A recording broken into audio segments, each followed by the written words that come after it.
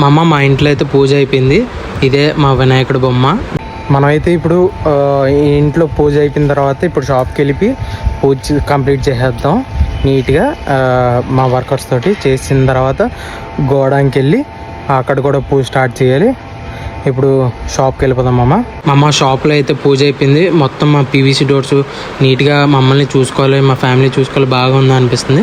ఇప్పుడైతే గోడానికి వెళ్ళిపోదాం. మనమైతే ఇప్పుడు షాప్ నుంచి వచ్చేసాం. షాప్ది పూజ మొత్తం అయిపోయింది.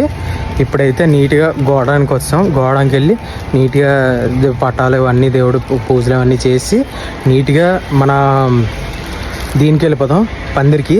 అక్కడ కూడా మా పందిరిది ఉంది కాబట్టి అది కూడా చూపిస్తాను. హ్యాపీ వినాయక చవితి అందరికీ. మా గోడంలో అయితే పూజ అయిపోయింది. మా వాళ్ళతోటి నీట్గా చేస్తాం. ఇప్పుడైతే పందిరికి వెళ్ళిపోతాం. మన పందిరే ఇంకా సగం కంప్లీట్ చేయాలి. బయట ఇక్కడైతే అవుటర్ టు అవుట్ మొత్తం కంప్లీట్ చేసాం. ఇన్సైడ్ కూడా చూపిస్తాను నీట్గా.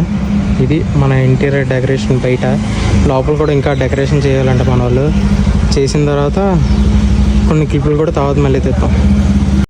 మా వినాయకుడిని చూశారు కదా, మా పందిరి బయట. ఇప్పుడు లోపల చూసుకోండి, మొత్తం లైటింగ్ సెట్తో చాలా బాగా చేసాం. ఇంకాస్త పని మిగిలిపోయి ఉంది. అది కూడా కంప్లీట్ చేసేయాలి. మా వినాయకుడిని దగ్గర వచ్చి దర్శనం చేసుకోండి. నాకు చాలా బాగా హ్యాపీ అనిపిస్తుంది. హ్యాపీ వినాయక చవితి అందరికీ.